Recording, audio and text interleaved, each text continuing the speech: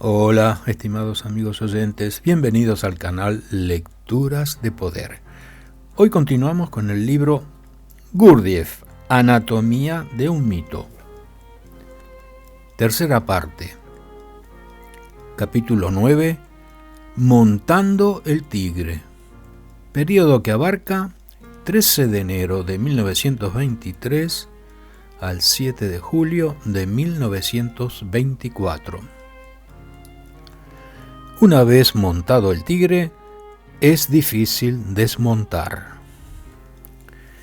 Georgi Ivanovich Gurdjieff, a horcajadas de la bestia amarilla del escrutinio de los medios, parece alternar entre el entusiasmo por bajar y el interés por permanecer.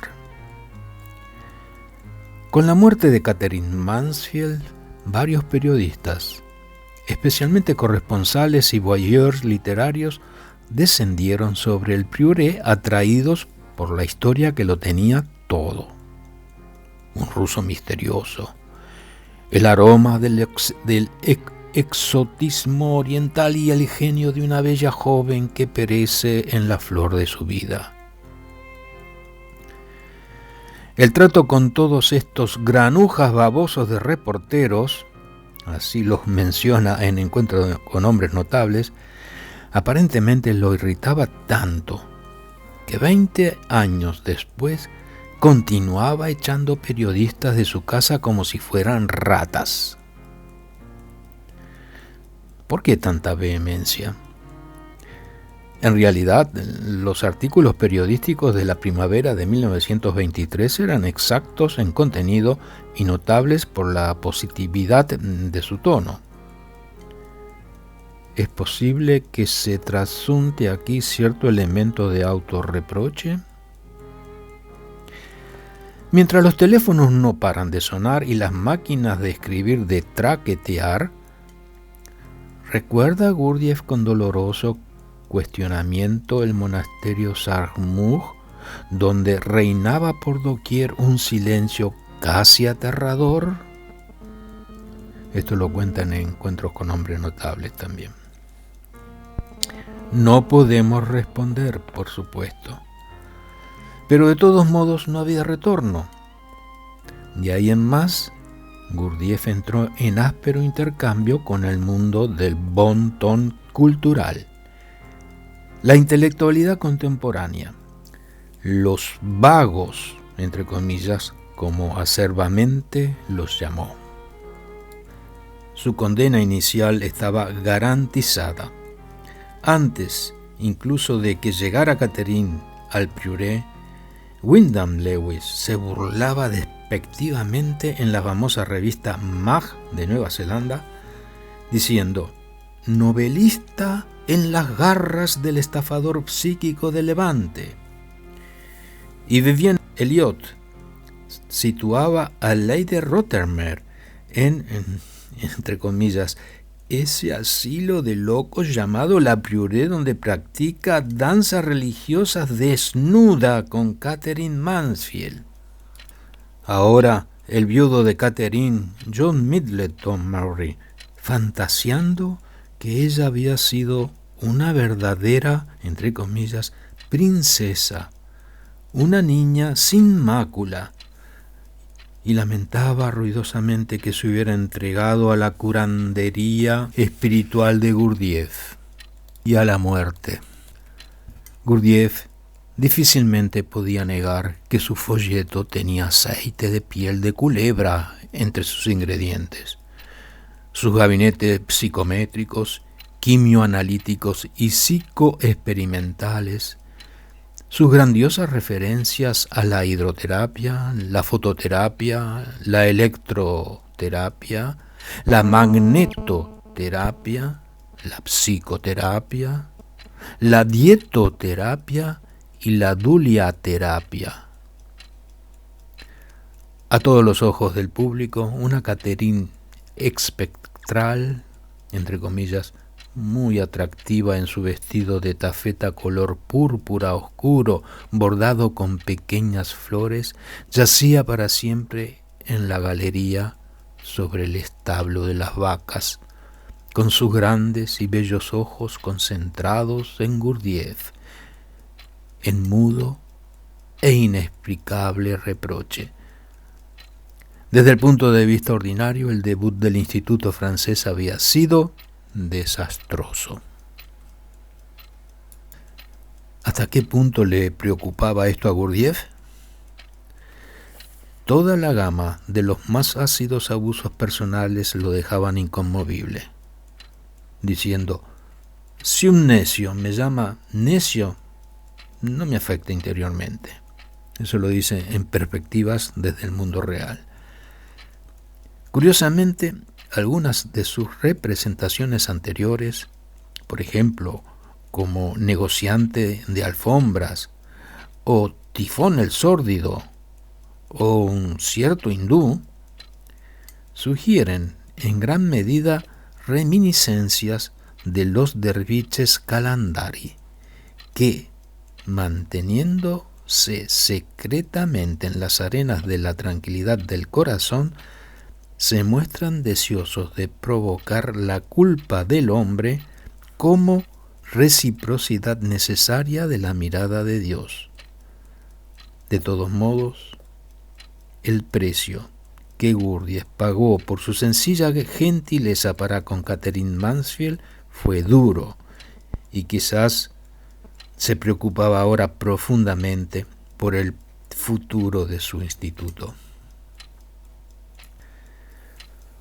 Fuera como fuere, Gurdjieff era ahora una figura notable y ambivalente, de interés público. Y el sábado 17 de febrero lo hallamos embaucando a 12 diferentes indagadores. El más importante del grupo era el profesor Denis Seurat, del Instituto Francés de Londres, quien mientras gozaba de un almuerzo pasable, lamentó casualmente la ausencia del anfitrión. Y nos cuenta Denis Seurat: de pronto se abrió una puerta y entró un hombre de poderoso aspecto. Su cabeza estaba totalmente afeitada. Su expresión era feroz, y en ese momento se mezclaba con ternura mientras sostenía en sus brazos un cordero grande. Sin ni siquiera mirarme, cruzó el cuarto a grandes zancadas y salió por la otra puerta. Así nos cuenta Denis Seurat. La impresión que tuvo Seurat de la ferocidad de Gurdjieff se reforzó durante la tarde, cuando, al encender la caldera del baño ruso, se produjo una explosión. Veíamos una rajadura por la que salían largas y virulentas lenguas de fuego. Nadie sabía qué hacer. Llegó Gurdjieff. El calor hacía imposible acercarse a la caldera, de modo que Gurdjieff intentó tapar la rajadura con pelotas de cemento. Apuntó bien y comenzó a arrojarlas a la parte superior. Las pelotas hacían un curioso sonido a medida que golpeaban sobre la hirviente superficie. Su abrigo desabotonado se sacudía a su alrededor, importunándole los movimientos, de modo que se lo sacó. El que mezclaba el cemento se afanaba como un esclavo. Cuenta Denis Seurat. La sensación de algo siniestro, monstruoso, de un peligro indefinible afectaba ahora al más indiferente de los periodistas, y la representación nocturna en la casa de estudio los reunió alrededor de las nerviosas ironías de Seurat, quien decía: el hombre del Daily Mail estaba debidamente atemorizado por la perfumada atmósfera, las luces de colores, las innumerables alfombras y las extrañas danzas. Era el romanticismo oriental materializado por fin en la tierra. Para tranquilizarlo le dije que yo era profesor de la Universidad Bordeaux y que todas estas personas estaban locas. Reflexionó un poco acerca de esto y luego pareció aliviado. Había recuperado la confianza en sí mismo. Así lo cuenta Denis Seurat. y le fue concedida una entrevista privada a la que Seurat acudió con una mezcla de escepticismo y ansiedad. Y en ambas cosas quedó desarmado, diciendo: Gurdjieff era sorprendentemente cortés. No daba en absoluto la impresión de ser un charlatán. Su ferocidad se revelaba ahora como fortaleza. Por más dudosa que pudieran parecer las tácticas de ablandamiento de Gurdjieff, logró con éxito y brillo esquivar el primer embate con los medios. Que el hecho de haber dejado el instituto expuesto a la opinión pública causara en Gurdjieff remordimiento es meramente hipotético. Pero, inmediatamente, una vez que los reporteros se retiraron, impuso un régimen del rigor de una penitencia. La Cuaresma de 1923 fue un periodo de ayunos metabólicos, a los que los alumnos podían someterse voluntariamente y sin temor. El programa comenzaba con un enema, luego una dieta restringida de naranjas o prostokvasha, que es leche agria rusa. Después, 14 días de completa abstinencia, días que parecieron interminables y en los que el trabajo físico asumía una calidad de ensueño. Días de refinamiento sobrenatural que, de manera inevitable y atormentadora, surgían imágenes de guisado de conejo con abur chubur, y al cabo de los cuales hubo un penúltimo día de bullón fuerte, y finalmente la conclusión: el mejor de los bistecs.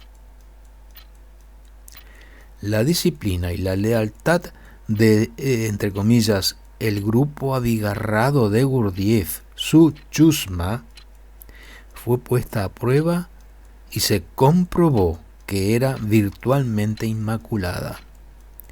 Solo Razmilievich, en secreto, escondió ciertos alimentos en un árbol. Pero, antes de que el experimento comenzara, Gurdjieff anunció drásticamente: Razmilievich no necesita ayunar, ya sabe demasiado. Así nos lo cuenta John Bennett. En mayo de 1923 inició su largo romance con el coche. Un romance tempestuoso que tuvo consecuencias casi fatales. Todos en el instituto suponían que Gurdjieff no tendría que aprender como cualquier mortal ordinario. Sabría conducir, por así decirlo, por inspiración. Esto nos lo cuenta James Hume. Y por cierto, cuando le fue entregado el enorme Citroën, pareció haber aprendido en experimentación privada. Pero al cabo de unos instantes, los nerviosos alumnos oyeron un sonido espantoso que sugería la rotura de los dientes de un engranaje. De todos modos, en cuestión de días conducía su nuevo juguete precipitadamente por la ruta nacional, aunque si en 1923 hubieran existido los exámenes de tránsito, seguramente no los hubiera aprobado fácilmente.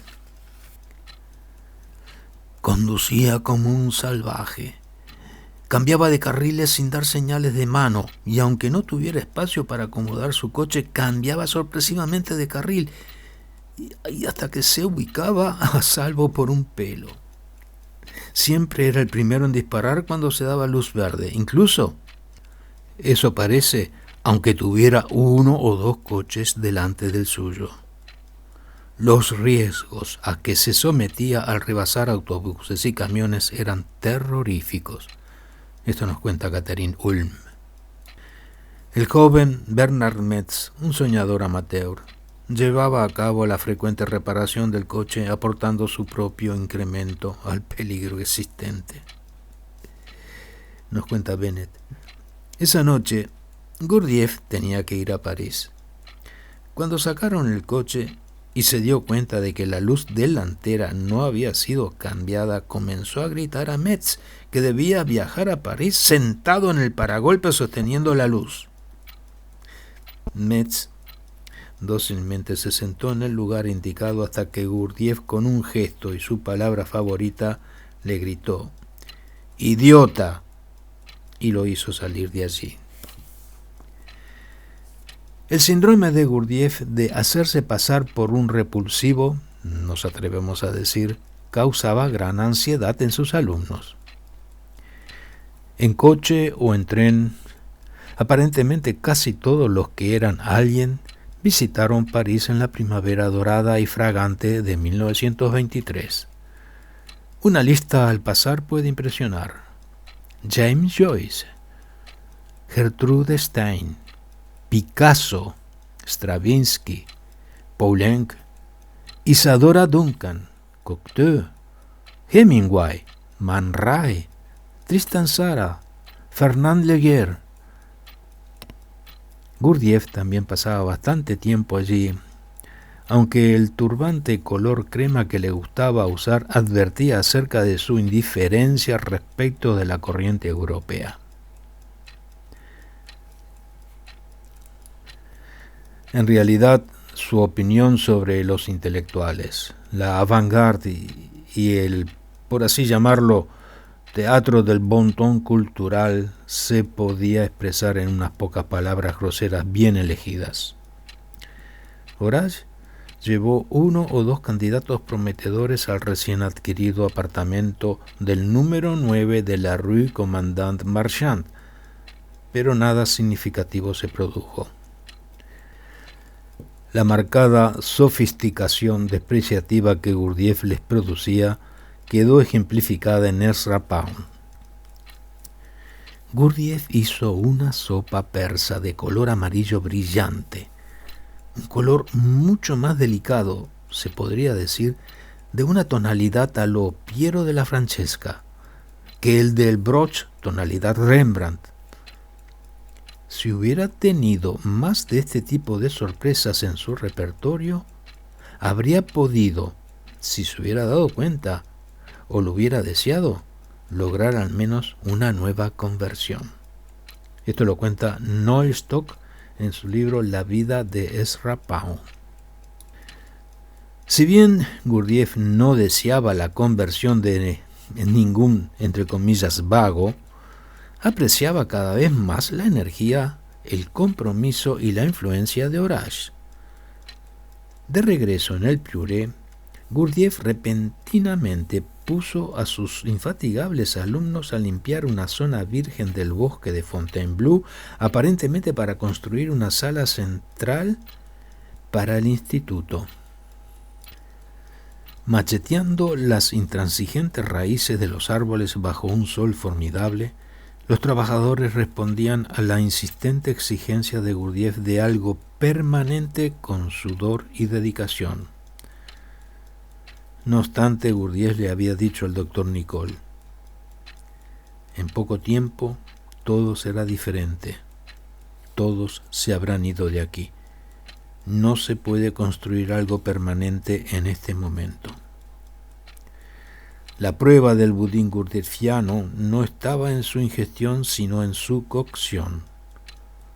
Los leñadores amateurs se afanaban cada día más. Era una tarea agotadora. Y sin embargo, no se llegó a poner ni una sola piedra de la nueva construcción. En vez de esto, de su suelo poco fértil, brotaron maíz y judías. Esto lo cuenta Bennett. Todos los sábados, Gurdjieff celebraba una noche abierta en la casa de estudios con su bien desarrollado programa de música, danzas sagradas, ejercicios de stop y banquetes de atención y memoria presentados como fenómenos ocultistas. Y sigue diciendo Bennett: esas noches de verano, anocheceres aromatizados por el bosque inolvidables. Todavía puedo oír el repetido sonido de las campanas de entrada mientras la gente iba atravesando los extremos lechos de flores hasta la casa de estudios y la fuente del jardín, que iluminaba con rítmicos y cambiantes colores la danza intermitente de las luciérnagas. John Bennett. Sudorosos dignatarios de Avon y de Fontainebleau dieron unas gracias salameras, aunque con un profundo cinismo secretamente comprobado. Ellos, entre comillas, aceptaron el instituto como un activo económico, pero en cambio lo desacreditaron diciendo que simplemente era una casa de locos. Artistas cosmopolitas de todo tipo lo analizaron por dentro. Doris Hicks, una bailarina notable de la Ópera de París, fue una vez y se quedó. Diaghilev se tomó un tiempo y encontró las danzas sagradas tan excitantes que buscó incorporarlas como un detalle novedoso en sus sesiones del ballet ruso. Sinclair Lewis habló por los filisteos, diciendo: algunas de las danzas son imitaciones de los derechos de un sagrado templo oriental. Algunas de sus acrobacias requieren un alto grado de control muscular, pero ese lugar debe ser un infierno para vivir. Ellos han construido su propio, entre comillas, gimnasio, una cruza entre un cabaret y un harem. Quizás algunas personas del Prioré que Lewis conoció lo alarmaron. Si bien la falange rusa de los devotos de Gurdjieff seguía siendo tan formidable como siempre, algunos pájaros de paso peculiares habían confundido un poco los rangos ingleses. Y estaba el obispo Wedgwood, principal de la Iglesia Católica Liberal Teosófica, fugado de la policía por actividades homosexuales, y estaba la señora Finch, madre del escalador del Everest, que ataba cintas azules en las colas de las vacas y las llevaba a pasear por el jardín. De todos estos engañosos casos, probablemente el más grave era la paciente paranoica incurable del Dr. Jung, un problema que finalmente mereció un tratamiento musical. Arrullando su armonio, Gurdjieff de repente comenzó a tocar la misma serie de notas una y otra vez. La mujer comenzó a inquietarse y luego súbitamente se puso de pie gritando y salió corriendo del cuarto. Al poco tiempo abandonó el Prioré. Así nos cuenta Ethel Merson. A continuación hubo repercusiones desafortunadas. El mismo Dr. James Jung, considerando que al cabo de 12 meses había obtenido todo lo que podía, abandonó el Prioré con un sentimiento de satisfacción suprema, en sus propias palabras.